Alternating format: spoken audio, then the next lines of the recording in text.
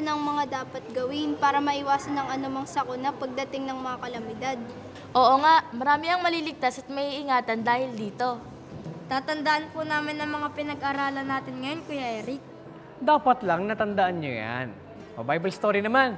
Sige po, Kuya Eric. Okay, kahapon, natunghayan natin ang tungkol sa pagsusugo ni Moises ng 12 espiya sa lupain ng Kanaan. Dahil nakita po nila na napakaganda ng lupain ng Kanaan at tinitigtigan po ng mga anak ni Israel, dahil yun po ay binubukalan ng gatas at pulot.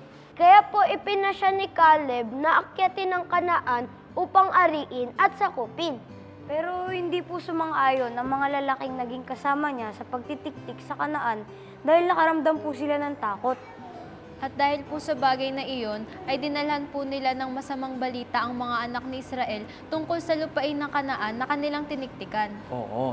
At dahil sa balitang iyon na hindi nila kayang pasukin at sakupin ang lupain ng Kanaan, dahil sa sila ay lubhang mas malakas kaysa sa kanila. Ito naman ang ginawa ng Israel sa kanila. Basahin natin ang nakasulat sa Aklat ng Bilang sa 14:1 hanggang 10. At ang buong kapisanan ay naglakas ng kanilang tinig at humiyaw, at ang bayan ay umiyak ng gabing yaon. At inupasala ng lahat ng mga anak ni Israel si Moises at si Aaron, at sinabi sa kanila ng buong kapisanan, "Nangamatay na sana tayo sa lupain ng Ehipto, o kaya'y nangamatay na sana tayo sa ilang na ito. At bakit kaya tayo dinala ng Panginoon sa lupaing ito upang tayo'y mabuwal sa tabak? Ang ating mga asawa at ang ating mga anak ay magiging mga huli. Hindi ba magaling sa atin na tayo'y magbalik sa Ehipto?" At nagsang-usapan sila, "Tayo'y maglagay ng isang kapitan at tayo'y magbalik sa Ehipto." Nang magkagayon, si Moises at si Aaron ay nagpatira pa sa harap ng buong kapulungan na kapisanan ng mga anak ni Israel. At hinapak ni Josue na anak ni Nun at ni Caleb na anak ni Jepone na mga kasamang tumiktik sa lupain ang kanilang mga suot. At sinalita nila sa buong kapisanan ng mga anak ni Israel na sinasabi, "Ang lupain na aming dinaanan upang tiktikan ay isang napakainam na lupain. Kung kalulugdan tayo ng Panginoon, ay dadalhin nga niya tayo sa lupaing yaon at ibibigay niya sa atin na yaoy lupaing binubukalan ng gatas at pulot. Huwag lamang kayong manghimagsik laban sa Panginoon, ni matakot sa bayan ng lupaing yaon, sapagkat sila'y tinapay sa atin. Ang kanyang kalinga ay inilayo sa kanila, at ang Panginoon ay sumasa atin. Huwag kayong matakot sa kanila." Datapwat tinangka ng buong kapisanan na pagbatuhanan sila, at ang kaluwalhatian ng Panginoon ay lumitaw sa tabernakulo ng kapisanan sa lahat ng mga anak ni Israel. Bakit po kaya ganun lagi ang sinasabi ng Israel kay Moises? Sa tuwing parang pakiramdam nila, pababayaan po sila ng Diyos. Lagi na lang po silang nagagalit kay ng Moises. Pero lagi naman po silang pinamamagitanan ni Moises. At tama naman ang sabi nila Josue at Caleb na makakarating sila kung sila'y kalulugdan ng Panginoon. Tama, Almarie. At ganun pa man, tinangka pa nga nilang batuhin sila Moises eh. Ano po ngayon ang naging aksyon ni Moises sa bagay na iyon? At ano naman po ang ginawa ng Panginoon sa muling pagrereklamo po ng mga anak ni Israel? Yan ang mga tanong na sasagutin natin bukas kung loloobin ng Panginoon. Kaya huwag kayong liliban sa panonood ng Bible story. Ang safety tips na ating pinag-aralan ay maaaring makatulong ng malaki sa atin. May iwasan ng iba't ibang uri ng sakuna at maliligtas tayo sa anumang kasamaan. Likas na sa mga lingkod ng Diyos ang lumapit sa Kanya sa pamamagitan ng pananalangin na ginawa rin naman ng mga naunang naglingkod sa Kanya. Ito, basahin natin ang nakasulat sa aklat ng 2 Kronika sa 20:9. "Kung ang kasamaan ay dumating sa amin, ang tabak ng kahatulan o salot o kagutom kami ay magsisitayo sa harap ng bahay na ito at sa harap mo, sapagkat ang iyong pangalan ay nasa bahay na ito at kami ay dadaing sa iyo sa aming pagdadalamhati. At kami ay dadaing sa iyo sa aming pagdadalamhati at kami ay iyong didinggin at ililigtas. Kaya't laging ang pagtitiwala natin ay sa Diyos. Kilala niyo ba ang National Disaster Risk Reduction and Management Council o NDRRMC? Alamin natin bukas kung lolobin ng Diyos ang kanilang ginagawa tungkol sa mga kalamidad na dumadating sa ating bansa.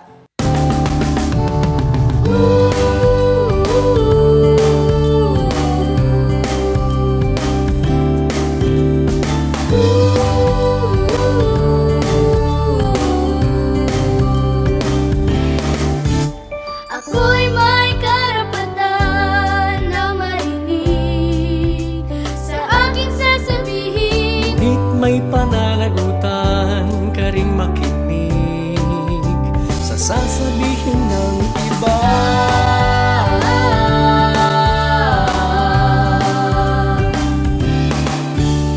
Ako'y may karapatan sa edukasyon upang maglumaking Pero dapat naman na ika'y magsikap sa iyong pag-aaral.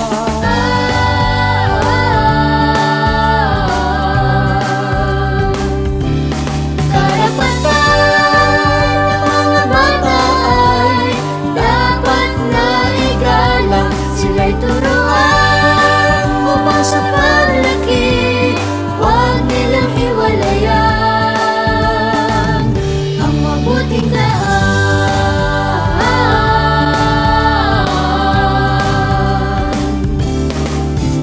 Ako'y may karapatang mabuhay at maglaro sa malinis na paligid. Kaya naman dapat lang na ika'y tumulong na ingatan ng kapaligiran.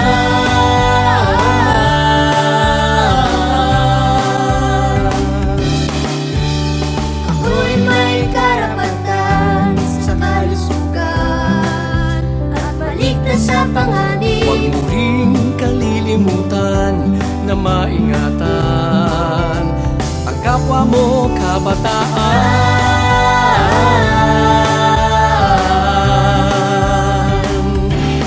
Karapatan ng mga bata ay dapat na igalang. Sila'y turuan upang sa paglaki, huwag nilang hiwalayan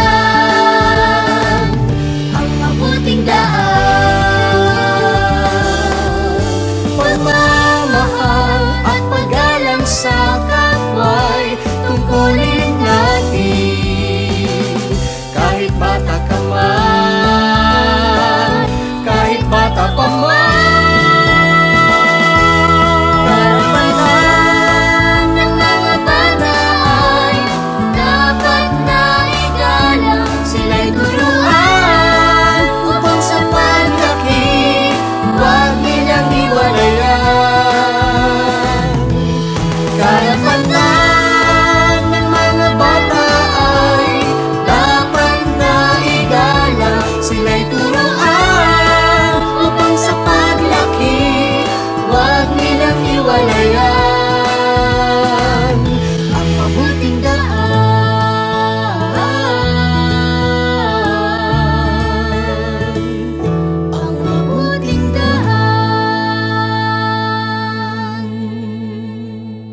Hanggang dito mga bata, bukas God willing ay muli tayong magkita-kita. Dito lang sa nag-iisang Bible School on Air, ang KNC Show! KNC Show, will teach us while we grow. Sa tulong ng ating Diyos Ama, isipan ay magliliwanag. The KNC Show, will teach us while we grow. Sa tulong ng ating Diyos Ama, isipan ay magliliwanag.